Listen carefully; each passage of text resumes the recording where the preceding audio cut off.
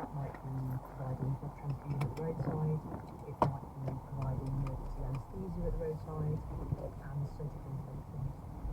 It's all about being able to act fast rather than waiting to get to a hospital. In the past, interventions like this rarely happened at the roadside, but the more we've dealt with trauma, the more we've realised that we need to adapt. This is Professor Kareem Brody. As a junior doctor, he saw patients who needed a different approach. One was a man who'd been blown up in a terrorist attack who had very severe facial injuries, was bleeding from their airways. There were issues around what should be done, who should do it, where it should happen first, what was needed while this was clearly not doing well. And it wasn't for any fault of the team, it was the magnitude of the injury and the training that had been given and was available at that point. And it just seemed clear to me that this was a group of patients that perhaps we could do better for. Professor Brody began to think about what had to change, and he realised we needed to understand trauma in a different way. It's not a diverse group of things that happen by accident to people. So being stabbed has its roots in society and environment, just like, for example, tuberculosis has its roots in society and in environment. It's something that has its own specific effect on the human body. Trauma studies would become his life's work. He's a consultant trauma surgeon at the Royal London Hospital and Professor of Trauma Sciences at Queen Mary University. Obviously a lot has happened since those patients that I experienced as a junior doctor. We've done a lot more research, both our teams and teams around the world, into how to manage these patients. We put in place the trauma system, first for London in 2010 and then nationwide in 2012, so that paramedics could bypass local hospitals to take patients to the major trauma centre. A quarter of trauma in London goes through the Royal London Hospital in Whitechapel, where Martin Griffiths is consultant trauma surgeon. Can I just try and get a sense of the number of victims from a blade that you're seeing? Penetrating trauma constitutes around about 25 to 35% of our workload. We have literally 2 stabbings a day, 2 people who require hospital admission for ongoing care. 2 a day is staggering. That's pretty much standard. The average age of our patients is about 18. And they come at various times. Children come daytime, just after school 3 to 5. We are hearing that there has been a stabbing towards the reports of the mining attack. It's only a few minutes since the 999 call, and there's a big choice to be made. There's been something in the setting, and that's penetrated through the jacket. Dr. Hayward has to choose whether it's better to do more on the scene or whether to rush to hospital. How does she decide? There is some patients for which we cannot provide the intervention, and in that case she would set off fairly sharply, but we're more interested in compressing the overall patient timeline. So can I make that shorter by what I do on the street? Whether that is put a patient to sleep, transfuse the patient, if that compresses their overall patient timeline to definitive care, I should probably go forward and provide that. The best way to stop somebody bleeding is to take them to the operating theatre or sometimes to specialist interventional radiology suites and actually deal with the specific bleeding issues. Sew the holes in the blood vessels, replace the blood vessels that have been needed. Of course, it takes time to get somebody from the site of injury into an operating room, and during that time, patients are bleeding. And while they're bleeding, they can't maintain their own physiology, so we have to do something about that bleeding. And the things that have been brought in or emphasised to promote that are, number one, and the absolute best thing is direct pressure on the wound to stop somebody bleeding. So tourniquets have been brought in where really they've gone out of practice. A real big challenge for us, if you've been paranoid and you're bleeding, CPR doesn't work because you haven't got any blood volume to transfer to the patient.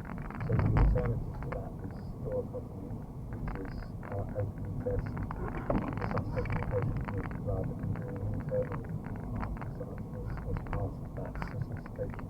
So if you make an incision of between 4 and 6 centimetres between the ribs, you might be able to release either pressure, which is likely to be air, and sometimes a mixture of air and blood. And then that might be enough for them to recover their cardiac output. We used to do this every couple of years as an individual practitioner, and now it's 1 month. So unfortunately we are developing expertise in this area, and it's expertise we didn't really want to develop. Thoracotomy is very, very good for people who have got pressure on their heart, and survival there can be up to 7 to 8%. Unfortunately, if you are actually bleeding to death and going into cardiac arrest, thoracostomy has a very low survival rate for trauma patients, so 1 to 2%, and only if you can stab in the chest. So it's still about time, it's still about moving to the operating theatre, it's still about resuscitation. But we've got to stop the bleeding. The moment the life-saving intervention is finished on the street, the race begins to get them to hospital.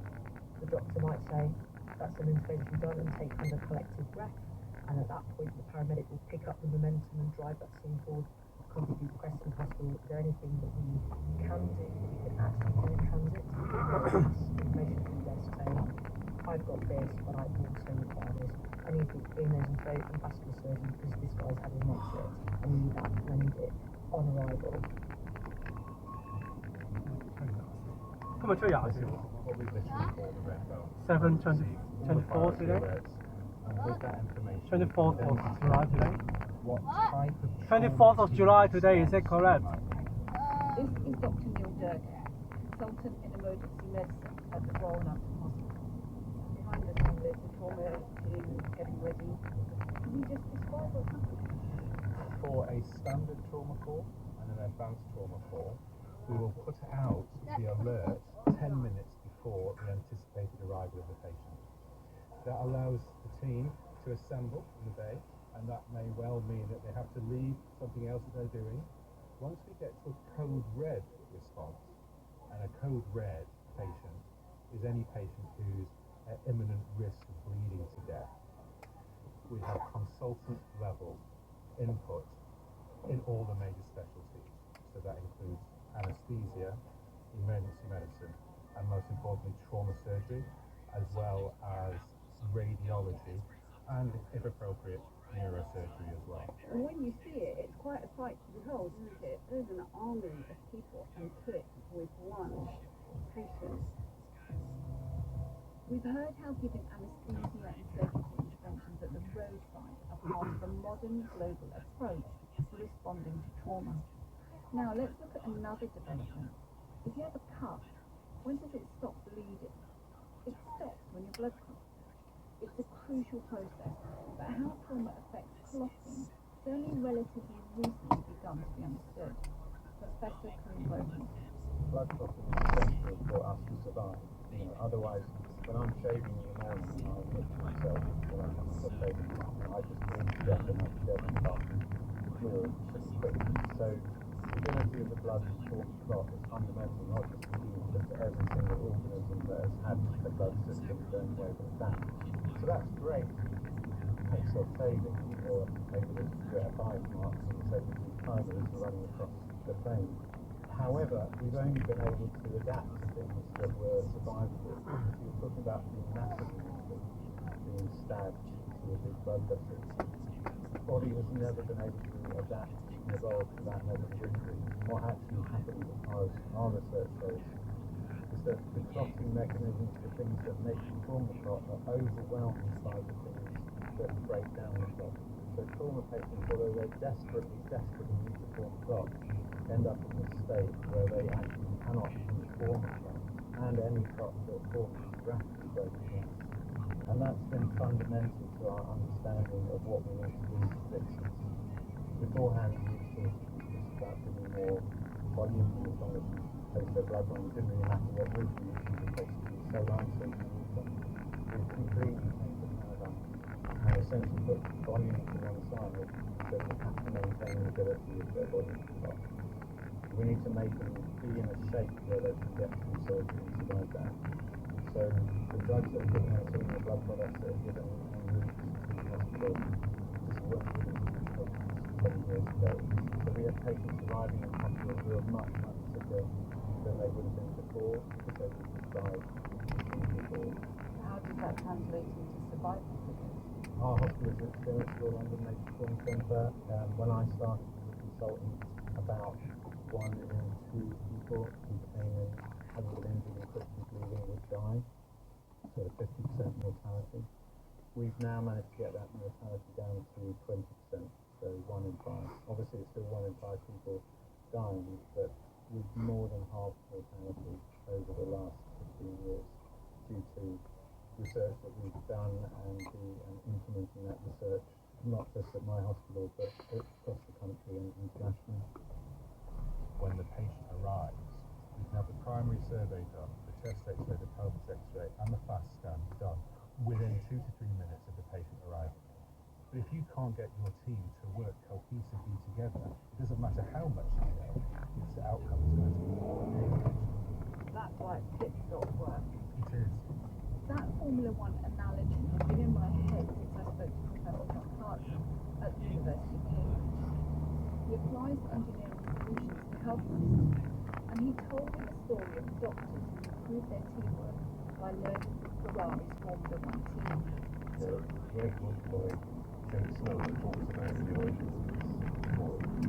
This survey was impossible, and they realised that the transfer from vehicle to trolley back to road was not a technical step.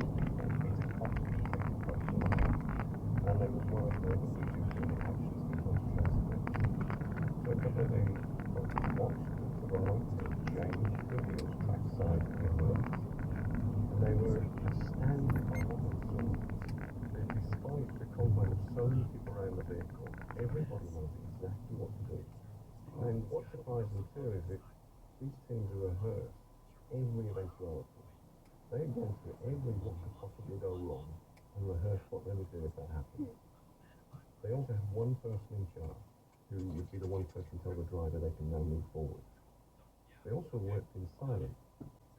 And it was very interesting because they worked then with the Ferrari team to say, well, how do we do this changeover coming out of theatre? How do we choreograph that mix of people for every eventuality? And how do we just work if they know exactly what they should be doing? And they dramatically improve those transformations by looking at the course of what another team is doing in that discipline. And it's extraordinary. The Formula One pit stops. Papa?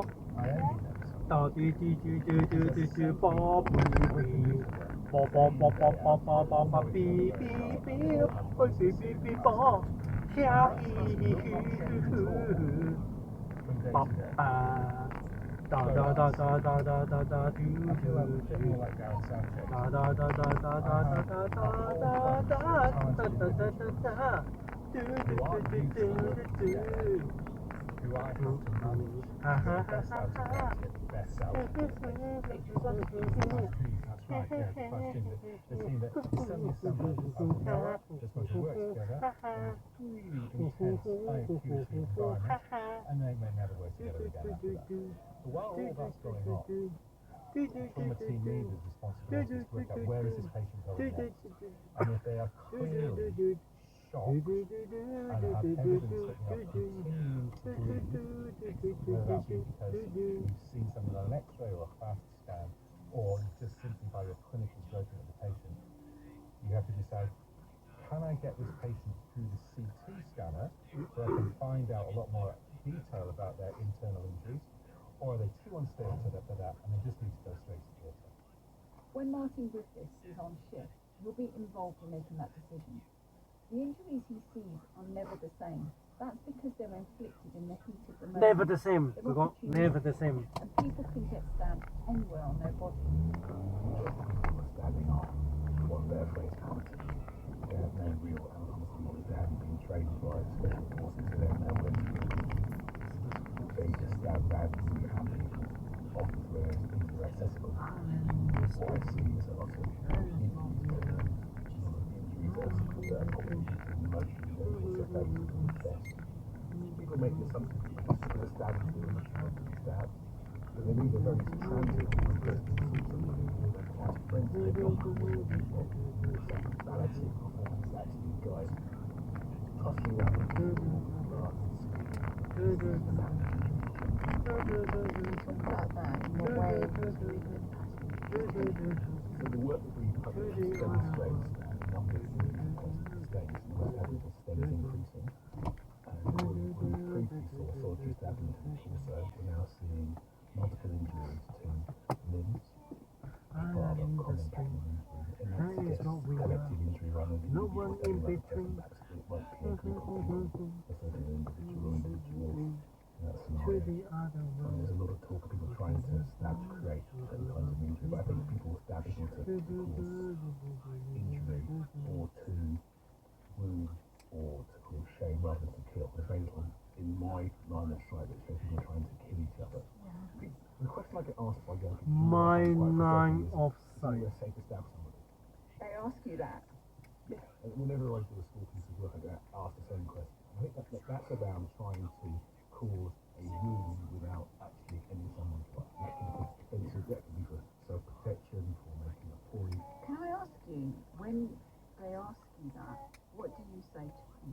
So the safe place to stab somebody in your dream is just nonsense. And even in it, that person can cause life-threatening injuries, particularly if they're managed poorly. So peripheral wounds to limbs, blood vessels, if they're not managed, it's common.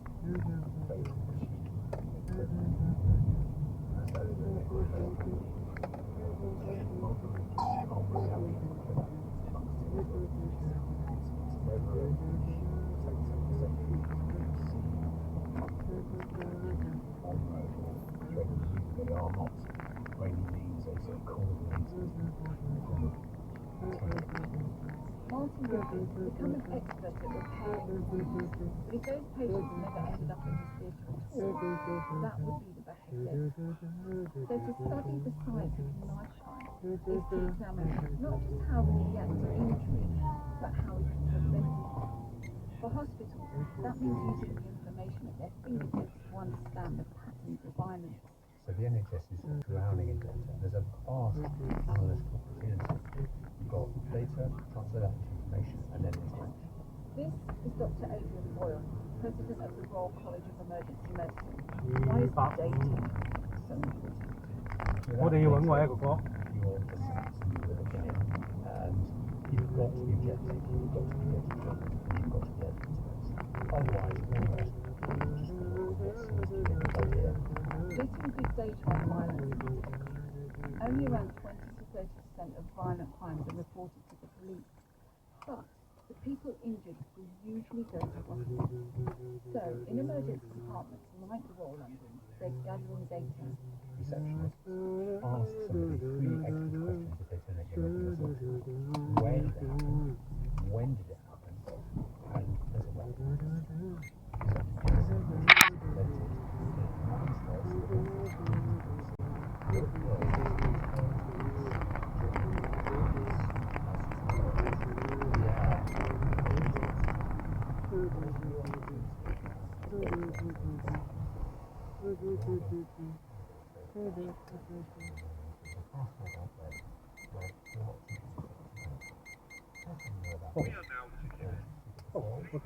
Take it.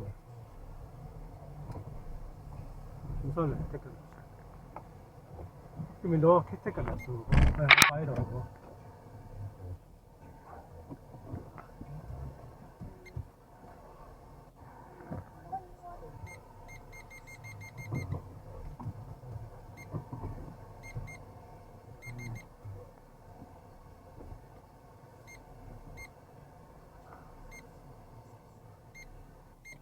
Okay.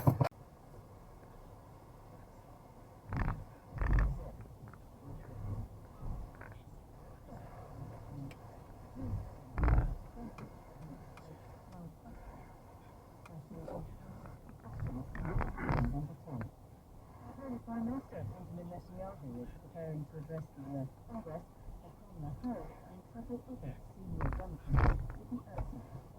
Everyone has been arrested on suspicion of ethnic cleansing. 我可唔可以攞支水俾爸爸喺細 B 嗰個袋啊？嗰度。哦。OK。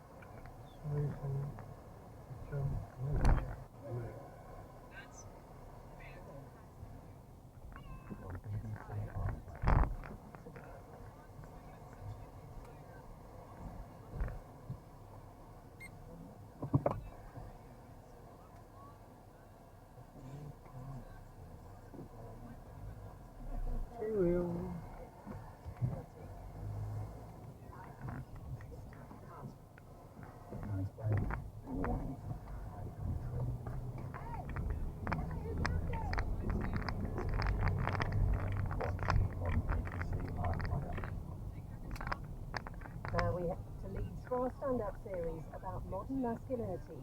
This week, a bit of friendship.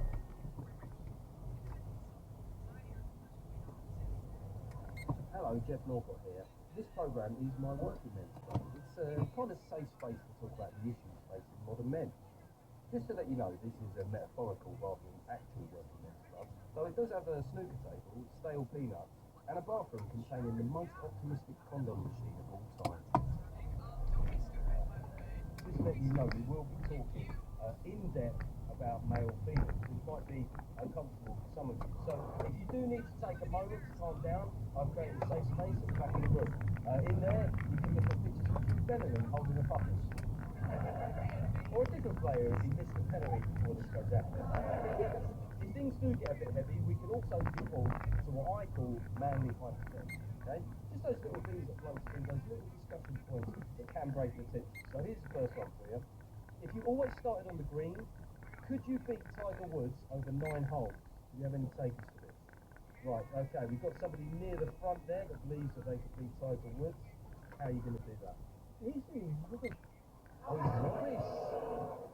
Yeah, I should have said Tiger Woods in his pond. But I'll be honest, mate, Tiger Woods, 82 years old, I think he's still going to be better at golf than you. Unless you're some retired pro, you can't putt.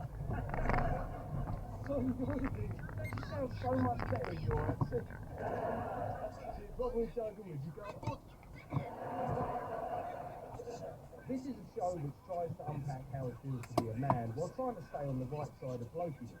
Take me, for example. Hopefully, I straddle that line. Now, I didn't cry at that bit in Toy Story 3, but Jeremy Clarkson holding a dead piglet on that farm show, I was sobbing like I was on my first day working at the Onion Factory.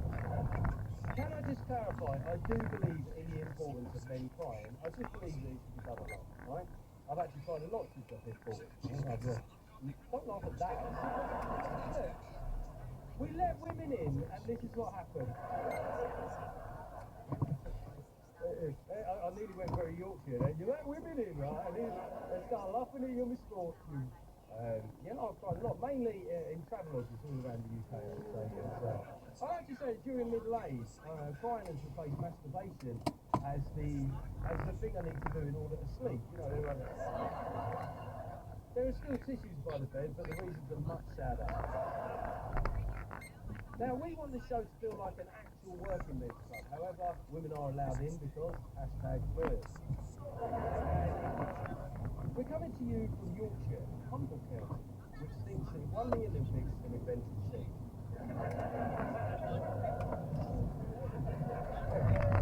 We did. Alright, well, Ray, any other stuff that you should be credited for? Yorkshire pudding. Yeah. Abolition of slavery. Wow, that was an escalation. Pudding.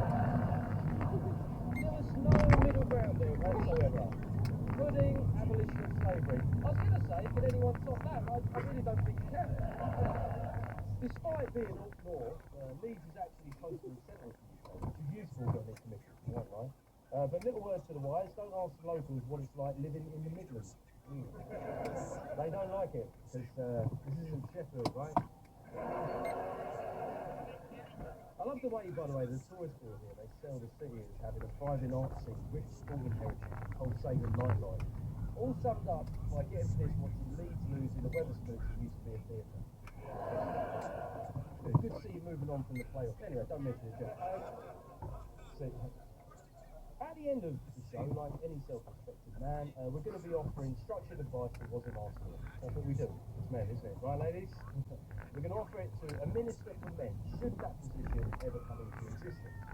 Tonight, we're going to be talking about friendship, and even saying that makes me feel a bit uncomfortable. I just felt in the window, for sure.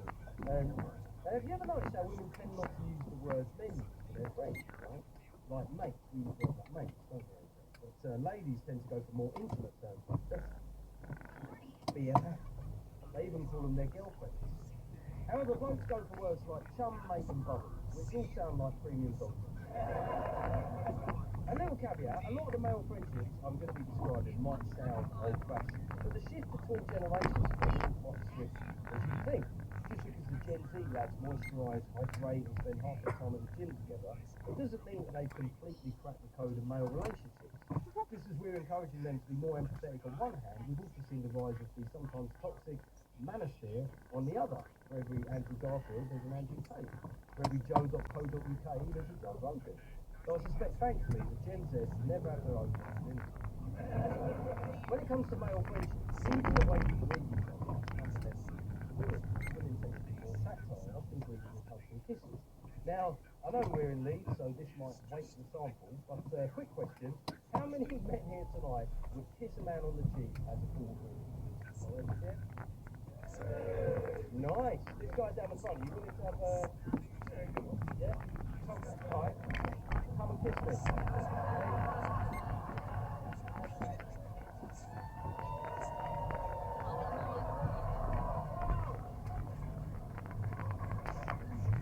Well, right, I need to unpack that a bit for the listener. If you wondered why there was a sudden spike in the cheering there, it's because me and my friend here, we did. What's your name, mate? Andy. So yeah, me and Andy, we both went our heads, we put our heads left, then right, and then we kissed each other on the lips. Very gentle, actually. Very gentle kiss. 嗰他前面有警車， British males may well be the worst 有警車，有 police。 But evening culture is generally seen as more culturally progressive than ours. They have men openly embracing a lot more than we do. Spanish men greet each other for lunch with more physical warmth than most British men greet their mates after the birth of the first child. Looks can be deceiving though. If you go to a Spanish city on a Saturday night, you'll see gangs of local men, arm in arm, going from bar to bar, sipping beer sensibly, nibbling skin. All very calm and open. Then the next morning, those same men will go arm in arm to a church and throw a donkey on the floor. Google it. Not only do British blokes tend to be distant, our friendships are underscored by cultural cable rules, right? I thought police. Police. What activities she might enjoy. Then we'll ask that question, then go, now, we're handcuffed to you to look the look. Now that might sound like I'm being politically incorrect and short faced, but in 2007 I did a gig in Cardiff and one of the stags was tethered to a 3'4" fella dressed like he worked for Willy Wonka. Being comedians, right, we didn't wonder too much about the ethics, we just wanted to know how much the envelope was getting paid. Double what we were. Even the beginning of a stag do is underscored by this weird kind of hostility, right? When you arrive at the pub on a Friday, you go to the first pub, the stag goes into it, and all starts with this like stop, destroy. You know, why? Well, because he's getting married. We're not married, he's married, he's out all that, right? 好塞車喎，嗰度。 So, should we tie him up? Yeah, let's tie him up. Good idea, like it. Yeah, should we strip him? Yeah, let's strip him. Yeah. Should we cut him? Okay. There's always one bloke that wants to take it a little bit too far, isn't there? Now, do we have any legally admissible stories of stag do happening? 我係佢喎， Hands up. Willing to 得 share? 閒呢邊。 It was a stag night, and basically we got someone drunk, and we sticked him, and we cable tied him onto a train going to York. You know when I said it had to be legally admissible? I mean, I don't know what's the worst thing about that, being naked, being cable tied, or ended up in York. And the best part was, it wasn't even a stag night. Yeah, it gets harder to explain to the police then. Thank you very much for that. We've got the guy in front. You still up for sharing? I'm on a stag do that's going on a stag next week. Okay, right. I'm in my 40s. You're there all in their late 20s. Get that picture of a t-shirt that I'm used to wear. Yeah. And I then send that WhatsApp onto one of the friends of the group. I think it's one of the friends of the group. Saying, what the hell is this? Obviously, what the hell is this goes out to the whole group. He's wearing a t-shirt from Stanley. Right, so it's the thing, it's that camaraderie. So what does it say on the t-shirt? Craig Stanley, Portugal 2024. Rock and roll, man! Black and white, and it says parental advisory. Oh yeah, rated 18. I think you're right to question that. Because you're the biggest bunch of fellas. Parental advisory. So you're being fed by 11. Who are you kidding? I've got things that I think you're absolutely mental going out in a group of 20-year-olds. You really are. Because they're boring. But at least stag do's tend to occur at a time in life when you can actually muster enough friends to throw you in a river. Sadly, the male friendship group tends to decline throughout middle age. 41% of British men say they have friends they like but don't bother to see. The shrinking circle of mates is made all the more galling by the fact that your partner is often still recruiting during this time.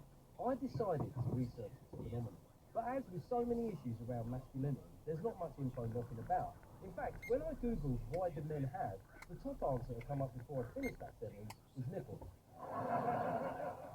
So before we push on, a quick debate, why do men have nipples? Well, there you go, that's confidence. Did you hear that? And there is a very modest hand up near the front. Why do men have nipples?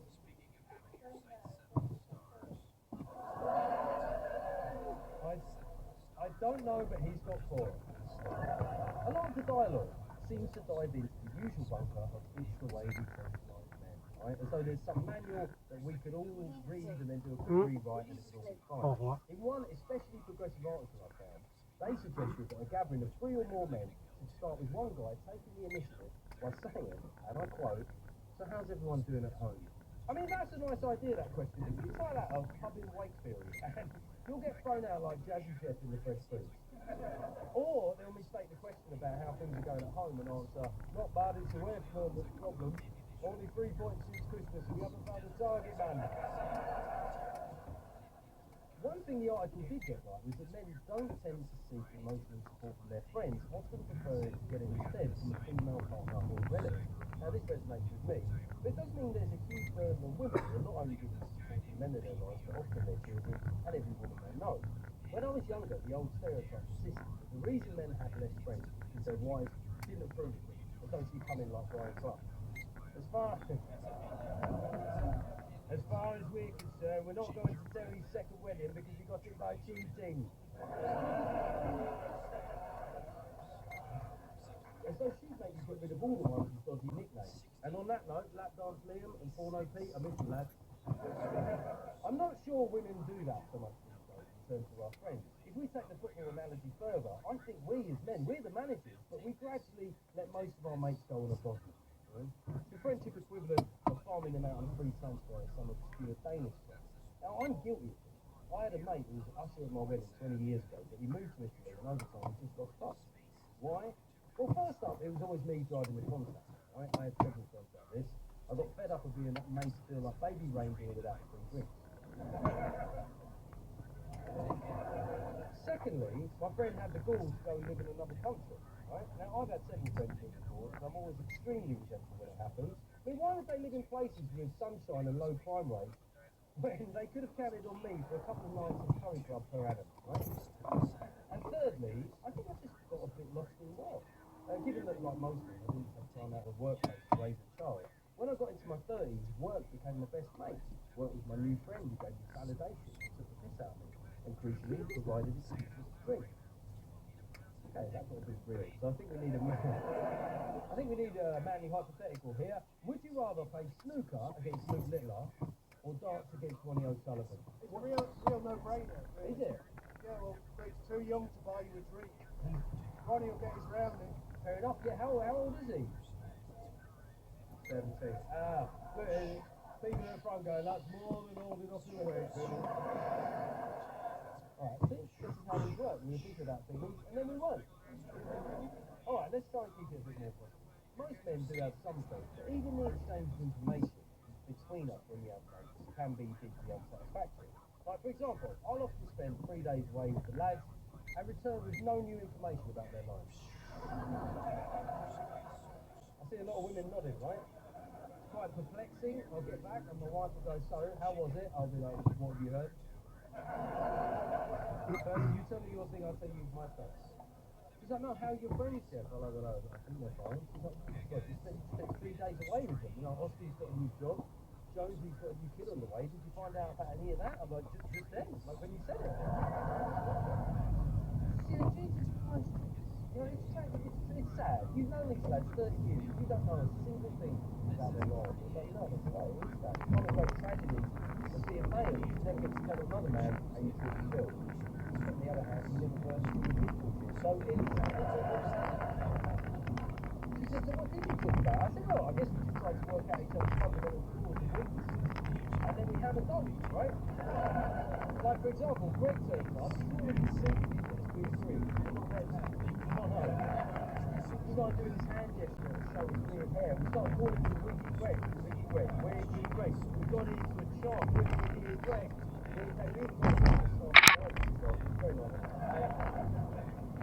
So he went back up to his room. So we all went to the fancy dress shop and got Greg wigs, right? And when he came back down, we were like, this is what you look like. He went back to his room again and just like locked himself. So I went up, something, and I went up there with another mate. We listened close to the door, hear the sound of the man weeping from the room. So we recorded that sound. And we shared it with the lads that couldn't be there. So, babe, don't tell me we don't look out for each other. Now, we can laugh fondly at the surface level of men's friendships, but there are some benefits to the way we operate. The time we spend together is quite uncomplicated. We don't have to bolt on the old so then straight to pointing out who has spam. Spoiler alert, or more wants to live slightly better. I don't know a bit more. Anyway, put that in. You don't know what spam is? Oh, forehead. I've got a massive forehead. Well, don't make that noise. That's why. Well, of course, you see, that's worse than you just laughing at me. I didn't even. At least with the joke, I'm taking ownership. You go, well, I kind of pointed it out. And now you're like, oh, it's really big. It's really. I mean, it's not like it's going full, but it's also just really big. It's yeah. However, if you don't keep up with each other's lives at all, it can lead to a friendship and vulnerable. You don't want to be finding out your mate's third wife left him when you're not really sure what happened to the second. It might be helpful if friends came with an inbuilt previously on Days Live. He'd taken up fishing because of that show with Paul Whitehouse and Bob Mortimer. Meanwhile, his son is now 4 inches taller than him and has started calling the shots with the TV remote, which has mysteriously coincided with Dave experiencing erectile dysfunction. There's no doubt some of our disinterest in each other's lives is due to laziness, but there's another issue, which is the fear of seeming nosy. Yes, my wife inquires after other people's lives because she's a caring empath who genuinely wants to help. But she also kind of likes knowing that stuff too, right? You know, and I like knowing it, because the great thing about being married to a woman is you get all of the gossip with none of the extra. So you can end up with more opinions about your wife's friends than your own, right? You're like, oh, babe, Christine needs to leave him. That's classic Christine, that is. She's afraid to be loved. And Christine always looks fantastic in swimwear. Maybe not the last one. Give me a cheer. Got a baby with more than one. Give me a cheer if you know what the second one's name is. Okay, so you're doing that. Okay, right.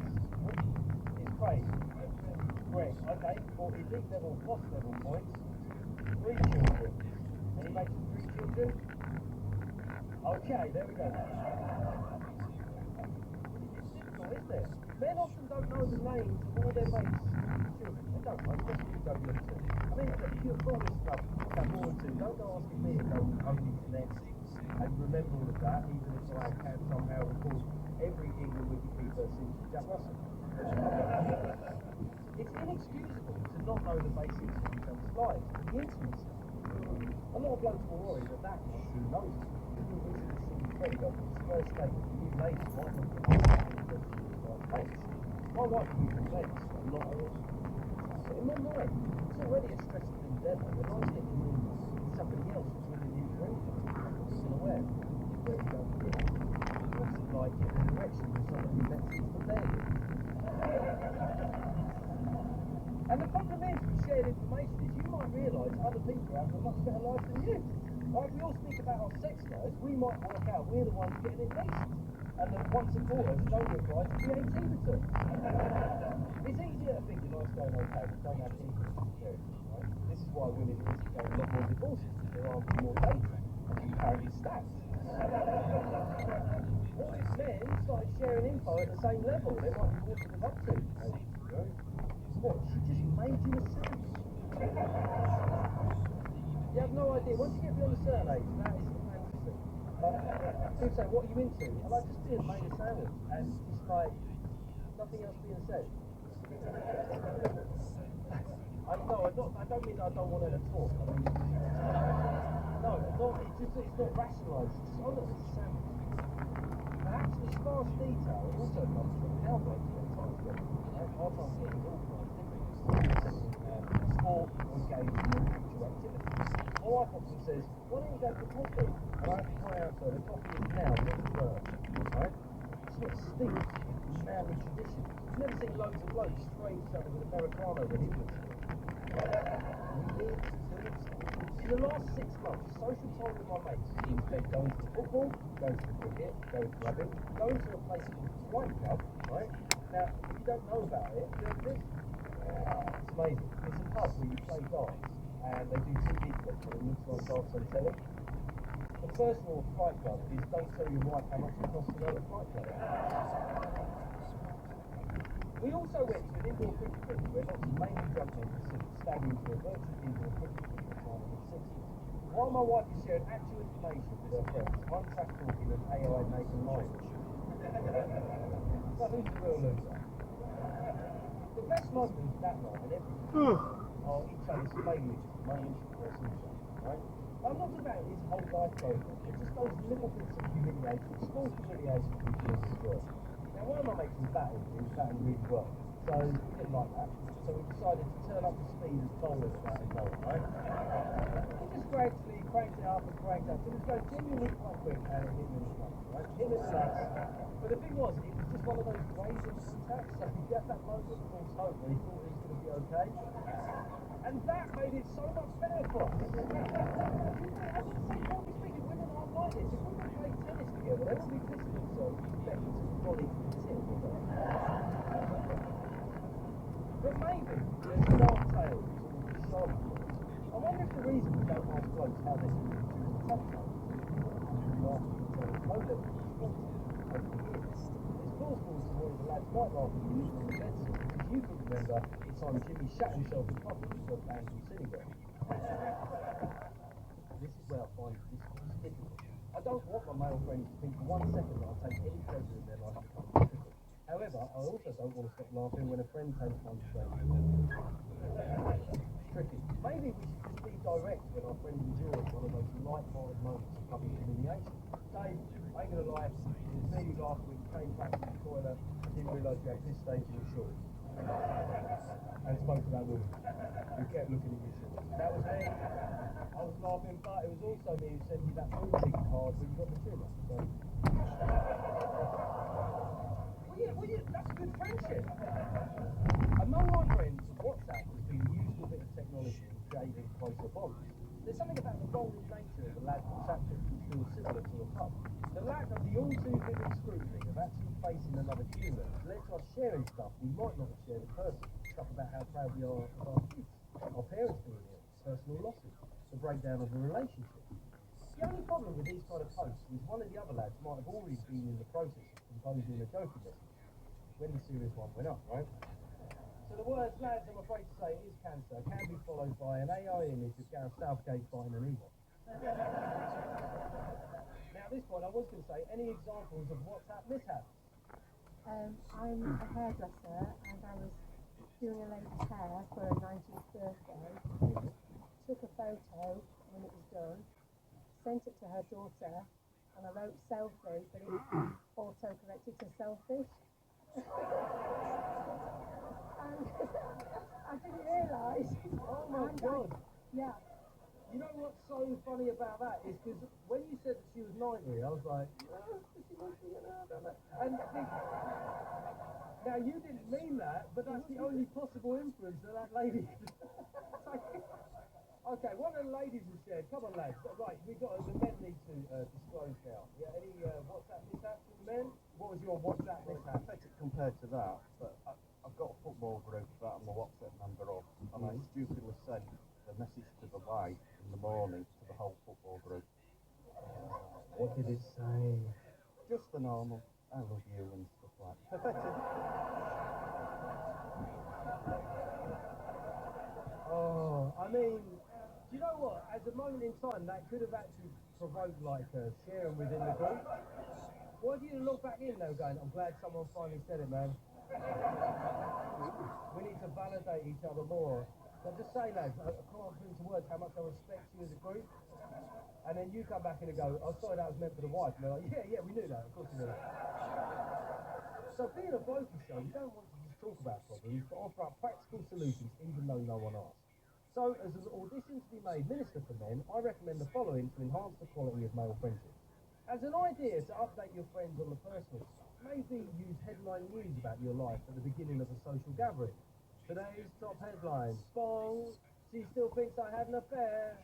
Bong, I don't have that much energy. Bong, we've decided we're doing Christmas at the in-laws, even though it's only May. Bong, my teenager is no longer a day then, but has become a communist. More news as it comes in. Also, make nice stuff about your friends. Okay. Hello, I placed an order on the app. I got a code Z for Zulu, V for Victor, 55, please. Sure, just a second, sorry. Yep, thank you. Just don't know. Your friends, your best mate, so your best mate is kid, right? Okay, does he have siblings? What has he got? Right, there you go. What was it again? Yeah, ZV55, so Z for Zulu, V for yeah. Oh yeah, okay, cool. Cool. I can go to the next. Actually, sorry, for the 9 nuggets, I think there's a drink that you ordered that we can't do. Oh, okay. What drink was it? Oh, I think it's hot chocolate. Oh, I see. Yeah, no, we can't do hot chocolates. Is there anything else then? Ah, okay. We can't do hot chocolate. What drinks do you want? Huh? Coke, please. Yeah, of course. Okay. I can just go to the next one then. Okay, thank you. Thank you. Bye bye. Rather than asking if he's contracted some kind of tropical wasted disease. Okay, that is fine. Take your off the car. This has been Jeff Norcott's Working Men's Club.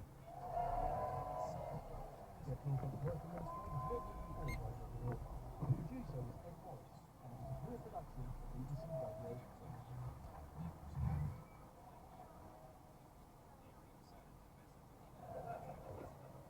Chris Reed, Matt Fryer, Alex Stewart, Olivia.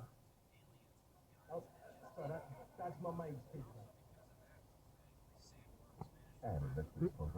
그 여자 뭐 보안진다요 그거? Yeah, I just took it off.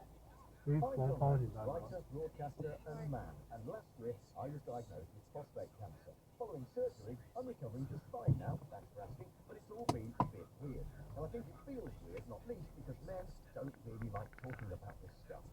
So, in John Holmes Says the C Word, I gathered together a load of men who are all members of the club that no one wants to be part of. We're going to talk about cancer in all of its brutal, difficult, ridiculous, and funny detail. Oh, it's good to laugh, John, isn't it? So join me, Stephen Fry, Jeremy Bowen, Eric Idle, and many more as Men Talk Cancer in John Holmes Says the C Word, Tuesday nights at 11 on Radio 4 and BBC Sound. Mine is paid for already, I guess. Mine is paid for already. ZV55. So we go to the next one. Joint Congress in Washington trying to bolster support for the war in Gaza. He has said the fighting is necessary to defeat Hamas, but thousands of people have gathered outside protesting about the war. Several Democratic members of Congress are boycotting the speech, including Celia Ramirez. The war criminals should not be allowed to come to a joint address of Congress. That floor is sacred. I should be jail. And yet, so many of my colleagues are preparing themselves to come and welcome someone that has done everything in his power to do the opposite of what needs to happen, to release hostages, to protect civilian lives. Greater Manchester Police say they're examining a video which shows a firearms officer kicking and stamping on a man lying on the ground at Manchester Airport. The force says it acknowledges concerns about the conduct shown. It says officers were attacked while trying to arrest someone after a fight in the terminal building. UK Sport has withdrawn funding from the dressage rider Charlotte Desjardins after video emerged of her repeatedly whipping a horse during training. The three-time Olympic gold medalist has pulled out of the Paris Games, calling the incident on the video an error of judgment. Lynette Morgan has been confirmed as the new leader of Welsh Labour after no other candidates came forward to succeed Vaughan Gething, who resigned last week.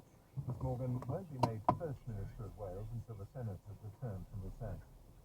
The conductor, Sir John Eliot Gardner, has announced he is to step down as leader and artistic director of Hello. Fire and Orchestra, following an allegation that he promised to send it. Gonna grab a happy meal for you. Oh, thank you. Yes, sir. Give me 1 second. Yeah, thank you. But after undergoing extensive therapy, it is clear that he and the Monteverdi group he founded would part ways. BBC News.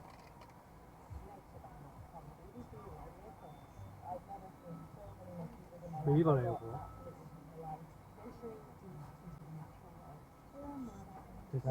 사이비.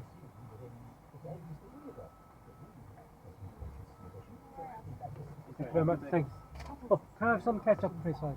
Can I have some ketchup? Sorry. Thank you. Thanks a lot.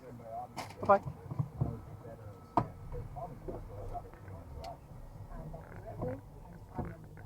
Join us for the new series of Nature Bound on Radio 4 and BBC Sounds next Monday to Friday at 1:45.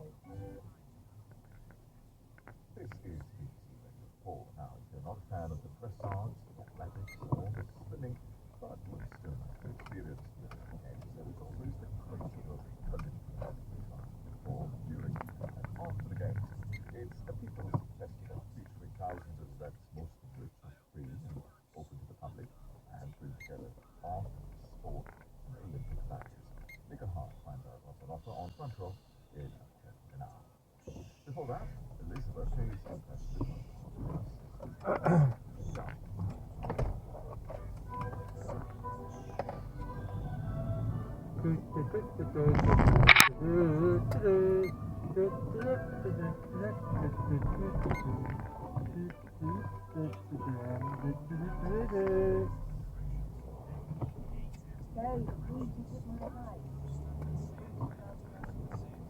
You're very best. Yes. Stand up for yourself. Yeah, very good. very much. Oh, yeah, well, I'm not the complexity of it. Well, you said at least that now cities blow the issue out of proportion. Everything gets settled without a lot of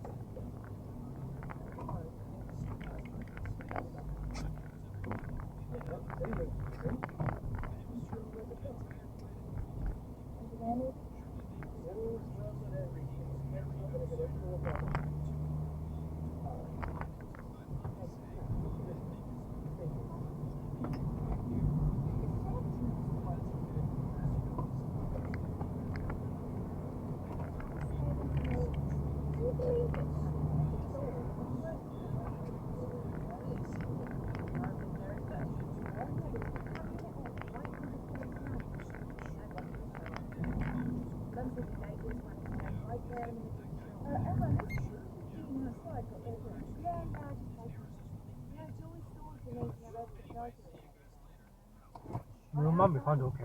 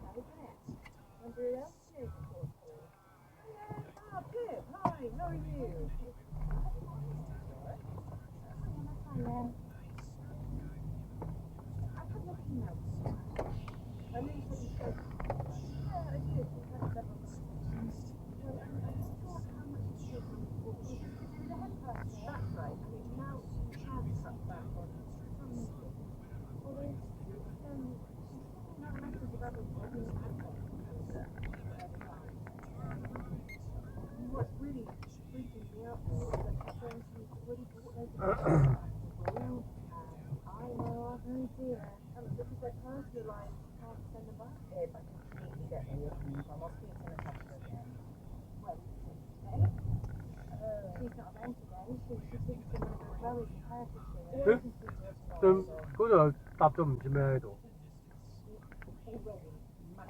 咦？媽咪仲未翻嚟喎？我媽咪去食飯喎，好似係咪？ You always ring her, take the salad down. Oh, would you? And that would be me. 係媽咪去食飯。 Sure, I can do that. Emma, this one there's no one needs serving. Well, then maybe you could see if there are any tables that you're clearing. I'll go and get my phone. Confidentiality. Oh, you're not serious.